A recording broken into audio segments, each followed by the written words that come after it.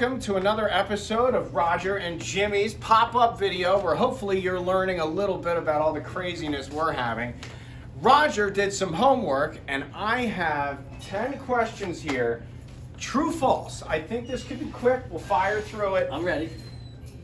I think I may be able to stump you on this, but again, like you it. wine snobs and geeks, this is for you because some of these I think maybe you might learn a little something there at home. All right. Number one. Okay.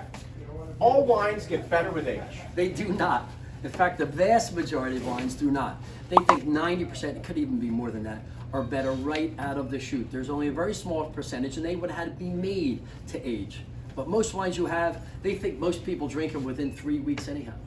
Okay, so we got that one because I got the answers here, people. Number two, smelling the cork. I see this all the time, you wine geeks at home. Smelling the cork at restaurants tells someone if the wine is bad. It does not. The cork is going to smell like cork. In fact, even if the cork was broken, it doesn't tell you that the wine was bad. It could be that the wine was stored. I would take note of it, but it's not an automatic because the cork broke or even smells funny that the wine is bad. All right, 2 for 2.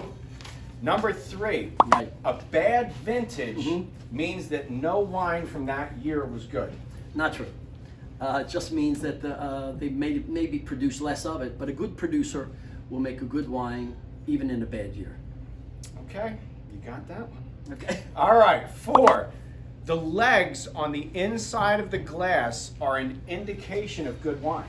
No, the legs just tell you the alcohol level. In fact, if the glass wasn't washed really well, that you're not going to get the legs anyhow. So it just tells you the alcohol level, and I don't know what that tells you. Whether you like it or it doesn't has nothing to do with the legs. Okay, all right, 4 for 4. Okay. I would think none less of our in-house somm here, Mr. Jimmy Quayle. Number 5, the better wines have a deeper indentation in the bottom of the bottle. This kills me. If that was the case, every bottle would have a deeper and deeper. It's They'd called be a punt, hollow. by the way. It's called a punt. A punt. And it's actually the way that a glassblower made the wine bottles initially. They needed to turn it so there wasn't a sharp edge. So it means nothing now. It's just marketing. Now, in sparkling wine, they do have to enforce it a little bit better because of the pressure. But whether that is an indication of quality is certainly nonsense. Brilliant. And now that you said that, I'm looking on the shelves and I noticed that the bottoms have different heights that come up. It's who Nothing thinks to of do this with the wine. stuff? This guy does, There you okay? go. All right, number 6. Right. Just opening the bottle lets the wine breathe. No, it doesn't. I mean, you'd have to let it breathe for a long time. The only surface to air is about that much, about the size of a quarter. That's why you need a decanter. And not all wines need to be decanted, but for the wines that do, whether they're a little bit young and have a lot of tannins, or you wanted something to be exposed to air, you could pour it into a vase if you wanted. You could pour it into the glass and let it sit there. At least the surface to air would be wider than just opening the bottle, letting it sit like that. Okay? Very acceptable. Okay. All Rieslings are sweet.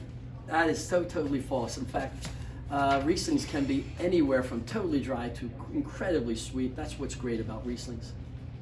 All right, number 8, I think I Ready? can get you. Because Okay. this one, it's just economics are involved here. A screw cap means the wine is cheaper.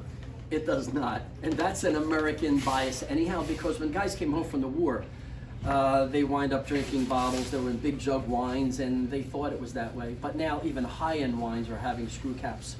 And cork is actually ruining they think about 4% of wines in the world. I think within our lifetime, we might all have screw caps on every bottle. That would be amazing. It'd be a lot easier, It would be. especially when I you're do- at a hotel. Come on. I do like opening a bottle. I like the tradition of opening Sure. with a cork. But is it just because it's a screw cap a cheaper wine? No. This is brilliant information. I love this. All right, number 9. Organic wine means that there's no sulfates in the wine. No, this is not true. Sulfites are actually naturally occurring. In fact, there's more in Coca-Cola or orange juice, and they're naturally occurring. And what a winemaker will add as a preservative is so little, like 0.001. But it's the myth people are standing by, but sulfites are naturally occurring, and an organic wine has sulfites also, just no additional sulfates were added. No online college somm classes No. for this guy. This is too in-depth for me. Number 10. Number 10. All right. I think I may have you on this one. Right. All Psalms are snobs. All right, that's true. No, it's I not. It's got- not oh, true. It's come not on. true. No. All right, thank you, Roger. I appreciate it. I'll tell you what, Enjoyed I it. hope you guys learned something. I tried to get him. I don't think we're ever going to stump this guy. Jimmy, come on. This stuff, let's open some bottles. Let's what do you open say? English bubbles today. Let's open it. English Bubbles. Make sure you stay tuned. I'm sure we're going to do a video on that real soon.